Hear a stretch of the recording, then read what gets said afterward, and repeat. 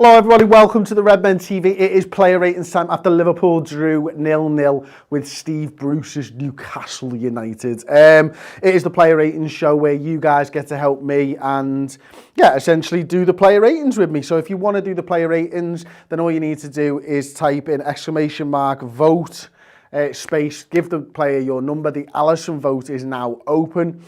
So for Alisson, for me anyway, let's talk a little bit about the players as we go through them, gives you time to vote and stuff like that. Underneath me in the graphics, you'll see how to vote. Alisson made one outstanding save, didn't he? It was a two-handed push away from Clark's header from, I think it was a Ritchie free kick. He bends that ball in left-footed.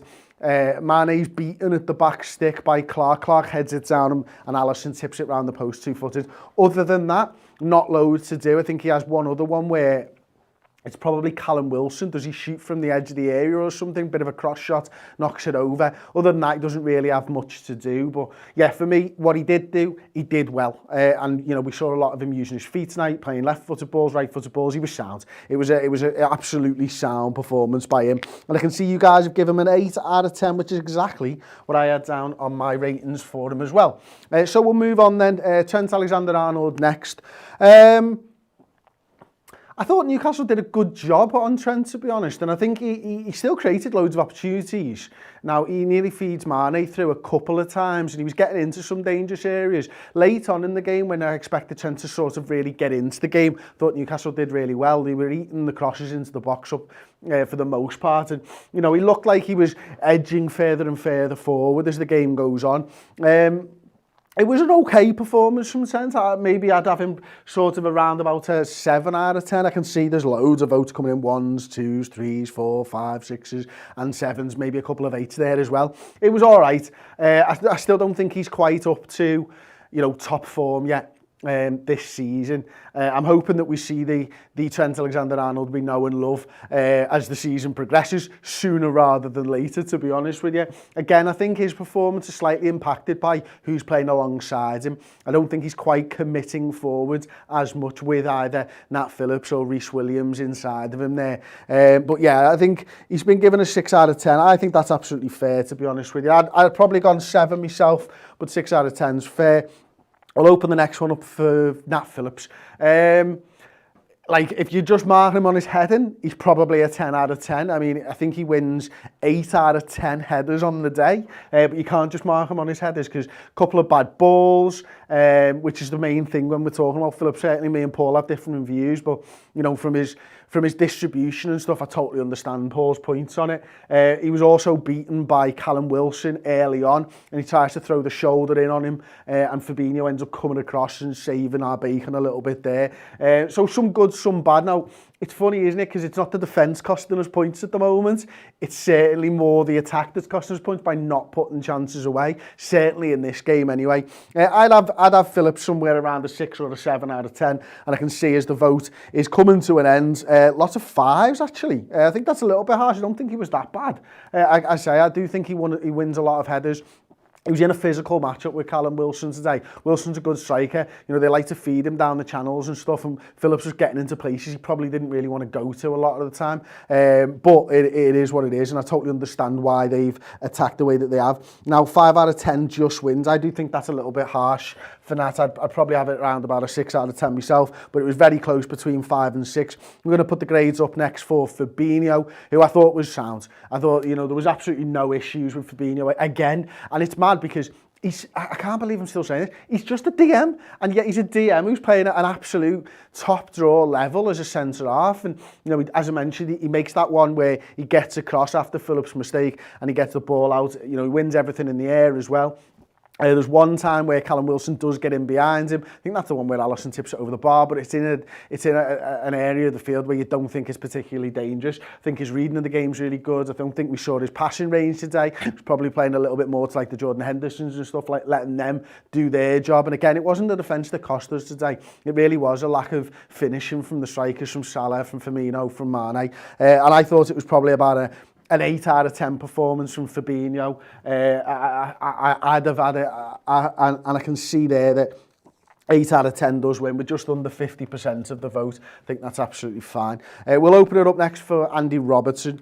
He worked, again, so hard, and I think he's been our player of the season so far. And, you know, he gets in a lot of good positions. I think his final ball today wasn't quite up to the standards that we've seen. You know, I think he probably has about 14 or so crosses today, and maybe 5 of them complete. And it wasn't just him, it was whenever we got into the final third, for the most part, first half, it kind of broke down. And it was either Mane most of the time, or maybe Salah. Second half, I think we did a lot better. The move stopped breaking down in the final third, and then it was like the finish that was sort of letting us down. But Robbo, you know, from defensively, he was absolutely fine. No issues on that side, really, for me. Going forwards, yes, he did well up until that final third. I'd probably have him around about a 7 out of 10. And I can see actually that 7 out of 10 is walking away with this one. 40% of the vote already with just a few seconds left. So we'll call that there 7 out of 10. Next, it's Jordan Henderson.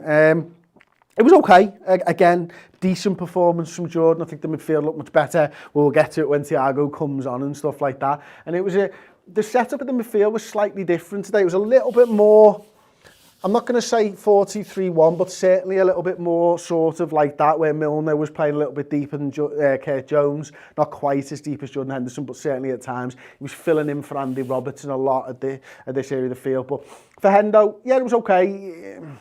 Again, he got into that rhythm of playing the ball side to side and doing everything else. Still wins the ball back a lot of the time as well. As that left-footed shot, or was it a right-footed shot where he just skies it over the bar? Not quite good enough from Jordan. He'll definitely want to take that one back. And I felt like we were missing him at times in this area of the field. It's something Paul mentioned during comms, where he can go and help out with Mo and Trent Alexander-Arnold. And that's something we miss when he does play the 6. It was all right. It was a 7 out of 10 at best performance for me. From Jordan. I can see that 6s and 7s seems to be the numbers that everybody's given him so far. And yeah, with just a few seconds left, 33% of the vote is giving him a 6 out of 10. So we'll give him that 6 out of 10. We'll just move them back into the more rigid 4-3-3 formation as we now open the vote up for Kurt Jones. Oh, welcome, Bert Sister Wanderer, to the first team level. Thank you very much, mate. Really appreciate you joining us as a YouTube member. So yeah, Kurt Jones. Wow, where to start with Kurt today? I think the game passed him by a little bit, if I'm honest. It definitely wasn't his best performance. It was probably one of his weaker performances. I don't think he was bad. I don't think we're talking 5 out of 10s here. Maybe a 6 out of 10. I'd probably give him Jordan a 7 out of 10 myself. So I would probably expect that YouTube mark so far from you guys has been one lower than me for the most part, couple level. I think a 6 out of 10 performance, but I don't think he was quite as good as Jordan Henderson. As I say, there was that one time where he started to get on the sort of on our left-hand side towards their penalty area. He sort of dinked and dived his way into the area and stuff like that. But for the most part, he wasn't really involved. And most of what he did was just passing a short pass to somebody else so that they could attack. And I do think he struggled a little bit to get into the game today. And I don't know whether that was down to Newcastle, the way that he played him. I'd love to watch it back and see a little bit more. But for me, just didn't do enough tonight. And 5 out of 10, as I predicted, is what the YouTube grades have given him. So we'll move on to James Milner, who again, much like the other two midfielders really, certainly maybe more like Jordan Henderson, James grew into the game. I think the first sort of 20 minutes, he was struggling to find out exactly where he was on the field, struggling to find that space where he could get into and maybe affect the game. And as the game went on, he got more involved. And it was actually, he goes down, doesn't he? I think it's a challenge over near our left wing. And from that point onwards, he seemed to sort of engage James Milner mode, as it were, and got into the game, looked for that ball over the top a couple of times. Oh, by the way, Jordan Henderson's ball to Mo Salah for that first one-on-one, absolutely tremendous, just while I think on, because I forgot about that when I was talking about Jordan. And James never really had those standout moments where you could sort of hang your hat on and go, that's exactly what he did there. But he was good, he worked hard, and as I say, grew into the game, and obviously he substituted for Thiago Alcantara. And I can see there, yeah, James has been given a 6 out of 10, which I pretty much agree with. I'd probably give him and Jordan a 7, as I mentioned, but it is what it is. Okay, so next we'll move on to Sadio Mane. And now I mentioned, you know, it wasn't the defence that let us down here tonight. It was the front three in front of goal. Really, I think for the most part, Roberto Firmino's performance, he was good everywhere. And he got his shots on target. Sadio Mane, first half, for me, a lot of the play that Liverpool had and a lot of the chances that we were sort of on the way to create were breaking down with Mane, and he didn't seem quite at the races today for me. And, you know, he still had those opportunities, you know, the Darlow one when he's holding his leg. I mean, he could have got on that. I mean, maybe could have got a goal. I'm surprised that VAR didn't look at that, considering the goalkeeper's literally wrapped himself around the lad's leg so he can't go and knock the ball into the net from half a foot out. But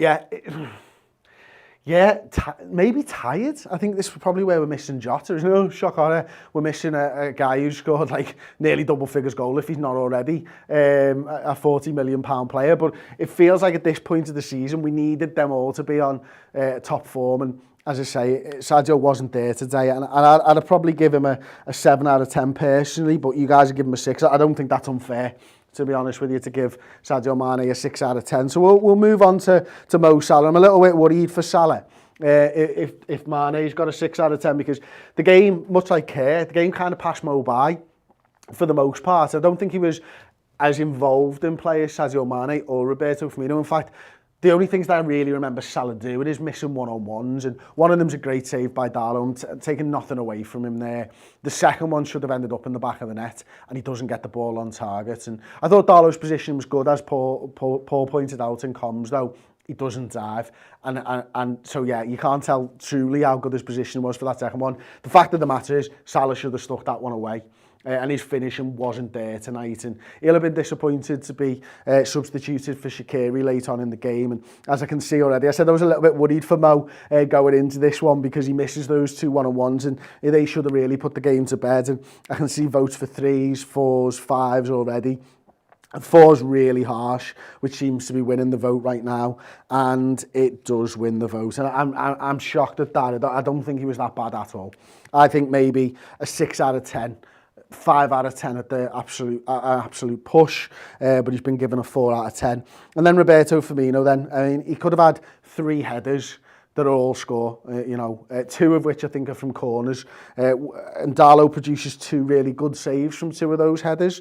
And his all-round play was good. I love the way he was really dropping deep into the sort of centre midfield, but then he was bombing forwards as the ball sort of maybe not initially played wide, maybe plays back to midfield, it's played wide, and then he's getting in there. And whether it was Robbo or Trent, we just weren't able to hit him in stride. And he has that one where he pulls it down, doesn't he? You expect Roberto Firmino to have, he's got such a good touch to be able to pull that down, and he's not, it kind of gets away from him, but he still probably should have scored tonight. He'll be disappointed not to. I mean, that's it. Darlow makes 2 really good saves from Roberto Firmino tonight, and yeah, I feel a little bit sorry for Bobby. Probably deserved the goal for the performance that he put in. I'd have had Bobby's all-round players, maybe an 8 out of 10. I do think he works the keeper better than Mane and Salah tonight, and he's unfortunate that Darlow's in such great form.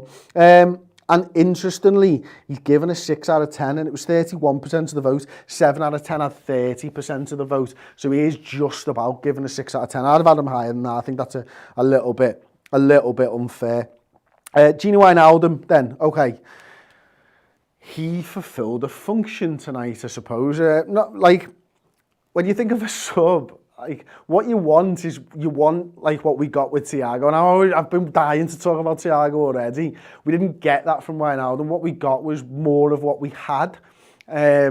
And that's not surprising. We know Wijnaldum so well now, and there are games, Barcelona, where they spring to mind, where he has a huge impact and stuff like that in the final third. But for the most part, we know what we're getting with Wijnaldum. It's a safe pair of hands in the middle of the park, and fresh legs and stuff like that. And it was just an average performance. I don't think he did anything different to what the other midfielders were doing.